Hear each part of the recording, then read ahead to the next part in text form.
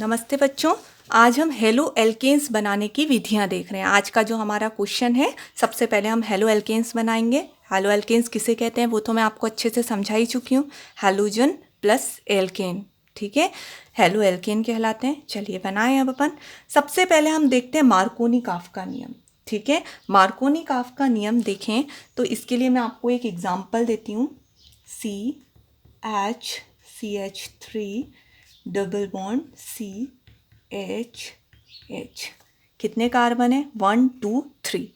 3 carbon वाले को propane बोलते हैं, लेकिन यहाँ पर एक द्विबंध है, आपको दिख रहा है, ठीक है। तो इसको हम प्रोपीन, इनसे उच्चारण होगा। अगर ट्रिपल बॉन्ड होता तो प्रोपाइन बोलते, लेकिन ये क्या है? 3 कार्बनों की श्रृंखला है और उसमें द्विबंध आ रहा है, इसलिए हम इसको प्रोपीन बोलेंगे, ठीक है। अगर इस पे कोई भी HCl जैसे HCl इस पे अटैक करेगा, ठीक है, तो H पर कौन सा चार्ज होता है? Plus charge. और Cl पर कौन सा चार्ज होता है? माइनस चार्ज, ठीक है। तो यहाँ पर अगर हम बात करें ये ऋणात्मक भाग, ठीक है, द्विबंध युक्त कार्बन के, द्विबंध युक्त कार्बन ये दो हैं, ये तो नहीं है, ओके। तो द्विबंध युक्त कार्बन के उस कार्बन से ऋणात्मक भाग जुड़ेगा जिस पर हाइड्रोजन की संख्या कम हो। यहाँ पर देखें, इस कार्बन पर कितना हाइड्रोजन है? 1। और इस कार्बन से कितने हाइड्रोजन जुड़ रहे हैं? 2, ठीक है। इस कार्बन से ये तो कार्बन जुड़ेगा, क्या जुड़ेगा? कार्बन।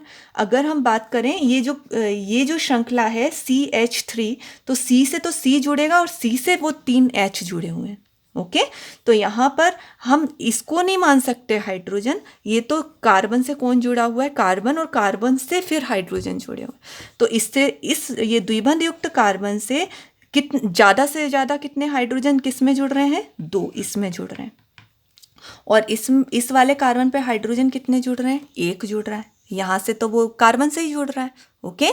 तो यहाँ पर क्या होता है? डेफिनेशन ये रहेगी, वह अभिक्रिया जिसमें जुड़ने वाले अणु का ये है जुड़ने वाला अणु का ऋणात्मक भाग, ये है ऋणात्मक भाग। जुड़ने वाले अणु का ऋणात्मक भाग द्विबंध युक्त कार्बन के उस कार्बन से आकर जुड़ेगा, ये 2 ही हैं द्विबंध युक्त कार्बन, उस कार्बन से आकर जुड़ेगा जिसमें हाइड्रोजन की संख्या क्या हो? कम हो। कहाँ पर कम है? यहाँ 2 हाइड्रोजन है और यहाँ पर कितना हाइड्रोजन है? 1। तो जहाँ पर कम होगा वहाँ पर ऋणात्मक समूह आकर जुड़ेगा, ओके। तो अब अपन देखें, यहाँ पर C double bond single bond में कन्वर्ट हो जाएगा, ओके। यहाँ पर आप H और CH3 एज इट इज़ लिख दो ऊपर ऊपर, और यहाँ पर H और यहाँ पर भी H लिख दिया आपने, ये अपन ने लिख दिया। अब हम जोड़ रहे हैं, तो किस कार्बन से जोड़ेंगे? ऋणात्मक भाग उस कार्बन से जुड़ेगा जहाँ हाइड्रोजन कम है, तो यहाँ पर हाइड्रोजन कम है और यहाँ पर हाइड्रोजन ज़्यादा है। तो ऋणात्मक भाग आप यहाँ जोड़ दीजिए और जो धनात्मक भाग है वो आप यहाँ जोड़ दीजिए, ओके। इस तरह से ये आपका बना है 2-क्लोरोप्रोपेन। दूसरे कार्बन पे है ना, तो यहाँ पर क्या बन जाएगा? 2-क्लोरोप्रोपेन। किस तरह से देखें आप, कार्बन की श्रृंखला ये है, ठीक है। तो यहाँ पर ये पहला कार्बन और ये कौन सा कार्बन है? दूसरा। दूसरे पर क्या जुड़ा हुआ है? क्लोरीन। तो दूसरे पे 2 क्लोरो और 3 कार्बन वाले को हम क्या बोलते हैं? प्रोपेन। अब ये डबल बॉन्ड तो रहा नहीं है जिससे हम प्रोपीन बोलें, तो प्रोपीन यहाँ पर था और वो प्रोपेन में कन्वर्ट हो गया। तो प्रोपेन क्या है? एल्केन। और हमें एल्केन ही, हेलो एल्केन ही तो बनाना है। ये हेलोजन हो गया और ये एल्केन हो गया, ठीक है। प्रोपेन क्या है? एल्केन। ये 3 कार्बन की श्रृंखला हो गई। तो ये होता है मार्कोनी-काफ। तो डेफिनेशन के रूप में आपको समझ में आ गया होगा, वह अभिक्रिया जिसमें जुड़ने वाले अणु, ये है जुड़ने वाले अणु का ऋणात्मक भाग द्विबंध युक्त कार्बन के उस कार्बन से आके जुड़ेगा जहां पर हाइड्रोजन की संख्या क्या हो? कम हो, ओके। चलिए अब अगला देखें अपन। एंटी मार्कोनी-काफ जस्ट अपोजिट हो जाएगा।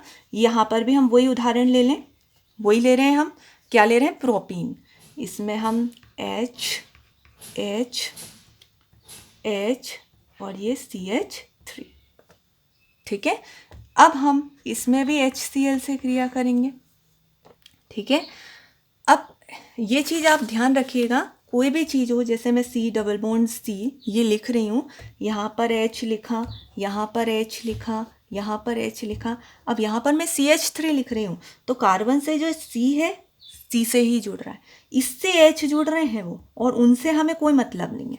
CH3 उनसे हमें कुछ मतलब नहीं है, हमें मतलब है द्विबंध युक्त कार्बन से। द्विबंध युक्त कार्बन से कितने हाइड्रोजन जुड़ रहे हैं? इधर एक जुड़ रहा है और इधर कितने जुड़ रहे हैं? 2 जुड़ रहे हैं। यहाँ इस साइड में तो वो कार्बन से जुड़ रहा है, ठीक है। तो यहाँ पर अगर हम देखें, यहाँ जस्ट आपको अपोजिट डेफिनेशन लिखनी है, ठीक है।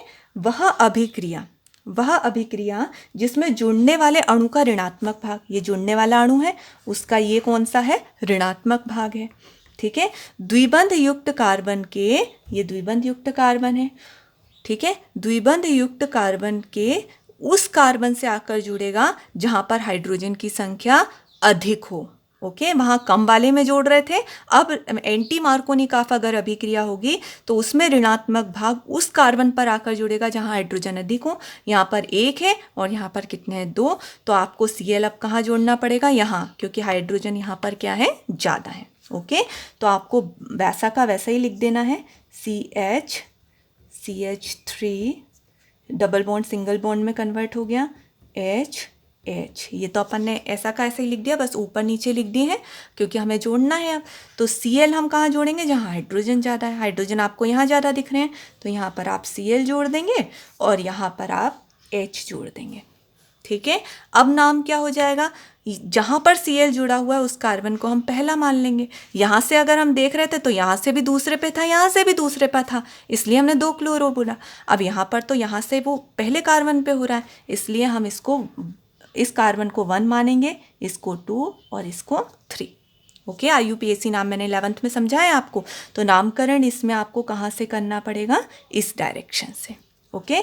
तो यहाँ पर 1 पे क्लोरीन जुड़ा है, इसलिए इसे 1 क्लोरो, और 3 कार्बन है, 1 2 3, तो ये 3 कार्बन को हम क्या बोलते हैं? प्रोपेन। तो ये हमारी दूसरी रिएक्शन हो गई जो कि एंटी मार्कोनिकॉफ है, ओके। अब हम तीसरा बात करते हैं हुन्स-डीकर अभिक्रिया, ठीक है। हुन्स-डीकर अभिक्रिया में कार्बोक्सिलिक अम्ल के सिल्वर लवण लेने होंगे हमें, RCOOAg, ठीक है। इसकी क्रिया हमें किसी भी हेलोजन से करनी है, कोई भी हेलोजन हो सकता है, क्लोरीन, ब्रोमीन, आयोडीन आपको लेना है। एक प्रारूप टाइप का बना रही हूँ, आप किसी को भी ले सकते हैं, मैं एक एग्जाम्पल भी दे दूंगी। अब इसमें हम क्या करते हैं? सबसे पहले तो ये CO2 निकाल दीजिए, CO2 निकल गया। Ag के साथ में 1x 2x है, x मीन्स कोई भी हेलोजन, ठीक है। तो हम Ag के साथ में क्या निकाल देते हैं? x। अब 1x बचा है वो R के साथ जुड़ जाएगा और आपका एल्केन बन जाएगा। 1x और बच रहा है। एग्जाम्पल के लिए यहाँ पर मैं CH3 COOAg ले लेती हूँ, ठीक है। और यहाँ मैं ले लेती हूँ क्लोरीन Cl2, ठीक है। तो ये जो CH3 है उसके साथ एक Cl जुड़ गया, CH3, एक Cl जुड़ेगा, क्लोरोमेथेन बन गया, ठीक है। CO2 निकल गया और Ag के साथ में एक Cl जो बचा है वो निकल गया। ये आपकी जो अभिक्रिया है वो कौन सी अभिक्रिया कहलाती है? हुन्स-डीकर अभिक्रिया, ठीक है। अगला टॉपिक है एथिल अल्कोहल की PCl5 से क्रिया।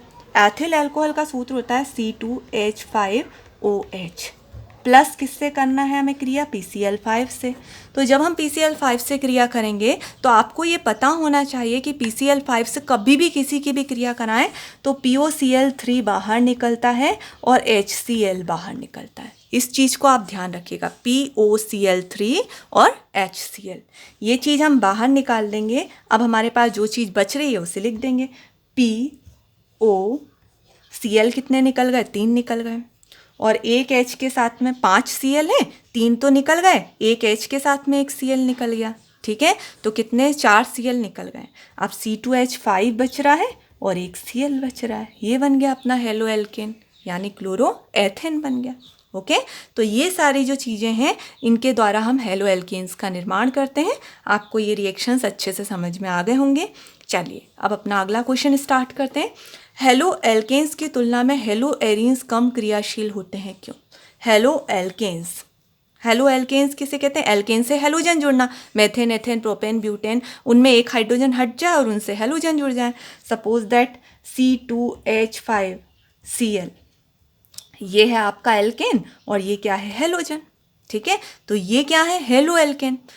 अब मैं बात करूँ हेलो एरीन्स की, तो हेलो एरीन्स मीन्स होता है benzene, arenes means aromatic ring, और उससे हमने Cl जोड़ दिया, तो इसे हम बोलेंगे हेलो एरीन। एरीन मीन्स होता है बेंजीन रिंग, और उससे क्या जुड़ा है, कोई भी हेलोजन, क्लोरीन, ब्रोमीन, आयोडीन में से आप कुछ भी जोड़ सकते हो। ठीक है, तो यहाँ पर आपसे क्वेश्चन ये पूछा जा रहा है कि हेलो एल्केन्स की तुलना में, हेलो एल्केन्स की तुलना में हेलो एरीन्स, ये जो हेलो एरीन्स होते हैं वो कम क्रियाशील होते हैं। ये कैसे होते हैं, कम क्रियाशील, ये आसानी से क्रिया कर लेते हैं, कौन, ये वाले, ये अधिक क्रियाशील होते हैं। ऐसा क्यों, इसका रीज़न आपको बताना है। ओके, कि हेलो एल्केन, ये आपका हेलो एल्केन है, ये अधिक क्रियाशील होता है, और ये आपका हेलो एरीन है, ये कम क्रियाशील होता है, क्यों। ठीक है, और एक चीज़ और, आपको यही क्वेश्चन इस तरह से भी पूछा जा सकता है कि एल्किल हैलाइड अधिक क्रियाशील होता है, एरिल हैलाइड कम क्रियाशील होता है, क्यों।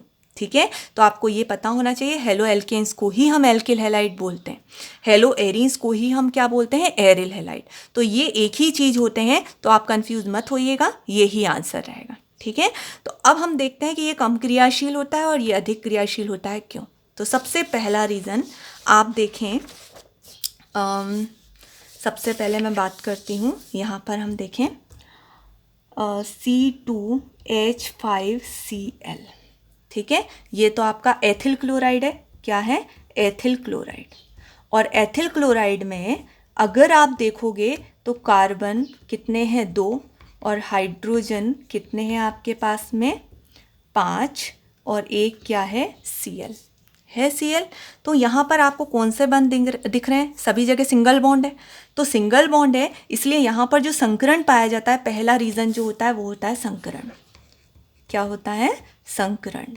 तो यहाँ पर जो संकरण पाया जाता है, सिंगल बॉन्ड जहाँ पर भी होंगे कार्बन में, वहाँ sp3 संकरण पाया जाएगा। कौन सा संकरण होगा, sp3। ठीक है, जबकि जो हेलो एरीन्स होते हैं, यानी बेंजीन रिंग है, तो बेंजीन रिंग में क्या होता है, आपके यहाँ पर द्विबंध पाए जाते हैं, तो यहाँ डबल बॉन्ड जहाँ पर भी होगा कार्बन में, वहाँ संकरण कौन सा पाया जाता है, sp2। ठीक है, तो जितने भी डबल बॉन्ड वाले कार्बन होंगे उनमें sp2 संकरण पाया जाता है। तो यहाँ पर क्या है, कार्बन है, और कार्बन के बीच में आपको दिख रहे हैं ये डबल बॉन्ड, तो डबल बॉन्ड है, इसलिए इसमें कौन सा संकरण पाया जाता है, sp2। और यहाँ पर सिंगल बॉन्ड है, इसलिए यहाँ पर कौन सा संकरण पाया जाता है, sp3। तो सबसे पहला आपका रीज़न हो गया, हेलो एल्केन्स या एल्किल हैलाइड जो होता है, उसमें कौन सा संकरण पाया जाता है, sp3। और हेलो एरीन्स या एरिल हैलाइड में sp2 संकरण पाया जाता है। ठीक है, तो यहाँ पर P कितने हैं, P ज़्यादा है, इसलिए S प्रवृत्ति क्या होती है, कम, P ज़्यादा, तो S का काम क्या हो गया, कम हो गया।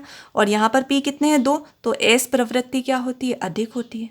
ठीक है, S प्रवृत्ति अधिक होने के कारण ये क्या होते हैं, कम क्रियाशील होते हैं, नाभिक की ओर ज़्यादा आकर्षित रहते हैं। यहाँ पर S जो होता है, देखिए P कितने हैं, यहाँ पर 3 S है, S से कितने 3 P जुड़ रहे हैं, और यहाँ पर हम देखें तो S से कितने P जुड़ रहे हैं, 2 P जुड़ रहे हैं। तो क्रियाशीलता S की कहाँ पर ज़्यादा हुई, मैं सिर्फ S की पूछ रही हूँ, यहाँ पर P ज़्यादा पावरफुल है, इसलिए S की क्रियाशीलता कम है। यहाँ P थोड़े कम हो गए, इसलिए S की क्रियाशीलता इसकी अपेक्षा क्या है, अधिक। और अधिक होने के कारण ये क्या होते हैं, नाभिक से ज़्यादा आकर्षित रहते हैं, कौन, sp2 वाले। ठीक है, नाभिक की ओर इलेक्ट्रॉन को ज़्यादा आकर्षित करके रखते हैं, ज़्यादा बांधे रखते हैं नाभिक को आपस में, नाभिक की ओर इलेक्ट्रॉन को, जिसके कारण वो आसानी से निकल नहीं पाते और आसानी से टूट नहीं पाते, जिसके कारण ये क्या होते हैं, कम क्रियाशील होते हैं। ओके, तो पहला रीज़न आपको समझ में आ गया कि हेलो एल्केन्स में sp3 संकरण पाया जाता है, हेलो एरीन्स में sp2 संकरण पाया जाता है, जिसमें कि जो S की क्रियाशीलता होती है वो हेलो एल्केन्स की अपेक्षा क्या होती है, अधिक होती है। देखें आप, यहाँ पर 3 P है, इसलिए S की क्रियाशीलता कम हो गई, यहाँ 2 P है, इसलिए S की क्रियाशीलता क्या हो गई, अधिक हो गई, जिसके कारण वो नाभिक से इलेक्ट्रॉन को मजबूती से बांधे रखता है, जिसके कारण वो इलेक्ट्रॉन आसानी से नहीं निकल पाते, इसलिए वो क्या होते हैं, कम क्रियाशील होते हैं। ठीक है, तो पहला रीज़न आ गया। दूसरा रीज़न जो होता है वो होता है अनुनादीय संरचना। अनुनादीय संरचना, ठीक है, अनुनादीय संरचना हेलो एल्केन्स में तो पाई नहीं जाती, ठीक है, हेलो एरीन्स में ये पाई जाएगी। हेलो एरीन्स में अनुनादीय संरचना पाई जाती है। अनुनादीय संरचना मीन्स इलेक्ट्रॉन क्या करते हैं, उसी रिंग में चारों ओर घूमते जाते हैं, ठीक है, जो कि इसमें एल्केन्स में ये चीज़ संभव ही नहीं है। ठीक है, कि वो इलेक्ट्रॉन इधर उधर घूमे। अब इसमें किस तरह से घूमते हैं वो चीज़ देखते हैं अपन, जिससे आपको समझ में आ जाएगा कि इसमें पॉसिबल कैसे होगा। देखिए अपन, ये जो आपको दिख रहा है लोन पेयर ऑफ इलेक्ट्रॉन, ये आएगा आपका यहाँ पे, ठीक है, इस बंध पे आया। तो ये वाला जो बंध है वो कहाँ पर आ गया, यहाँ पे, ठीक है। तो ये आपका यहाँ पर आ गया। तो जैसे ही ये यहाँ पर आया, तो ये जब बीच में आएगा तो यहाँ पर कौन सा बॉन्ड आ जाएगा, डबल बॉन्ड। ये कहाँ पर आ रहा है, बीच में, सिंगल बॉन्ड था, काय में कन्वर्ट हो गया, डबल बॉन्ड में। और डबल बॉन्ड में आया और Cl पर कौन सा चार्ज आ गया, माइनस चार्ज।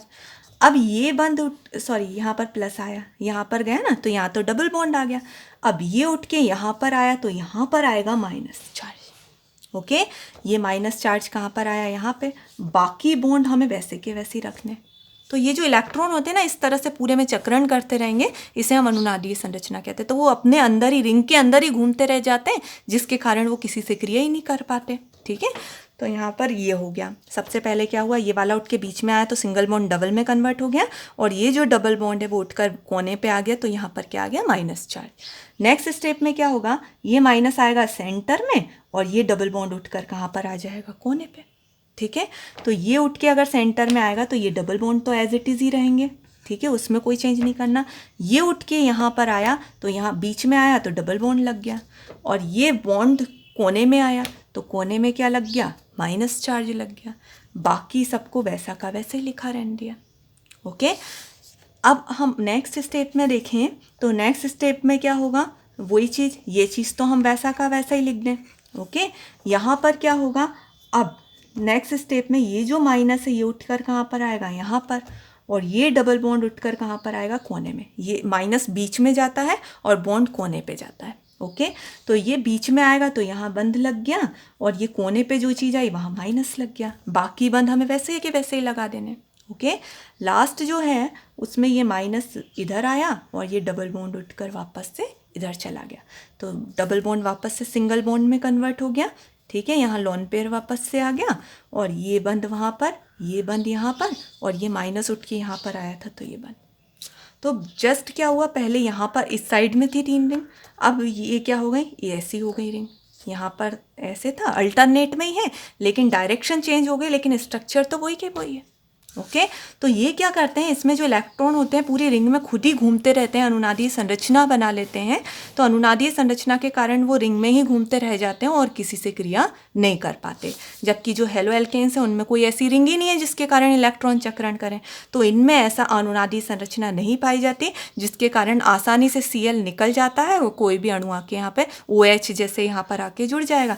लेकिन यहाँ पर ये आसानी से नहीं हो पाता, क्योंकि ये रिंग में चक्रण करते रहते हैं इलेक्ट्रॉन, जिसके कारण इनकी क्रियाशीलता क्या होती है, कम होती है, ठीक है। तो ये रीज़न है, तो जिसके कारण ये क्या होते हैं, कम क्रियाशील होते हैं, और ये क्या होते हैं, अधिक क्रियाशील होते हैं। ओके, तो ये आंसर आप अब लिख लेंगे। अब अगले क्वेश्चंस को हम अगले क्लास में देखेंगे। ओके, धन्यवाद।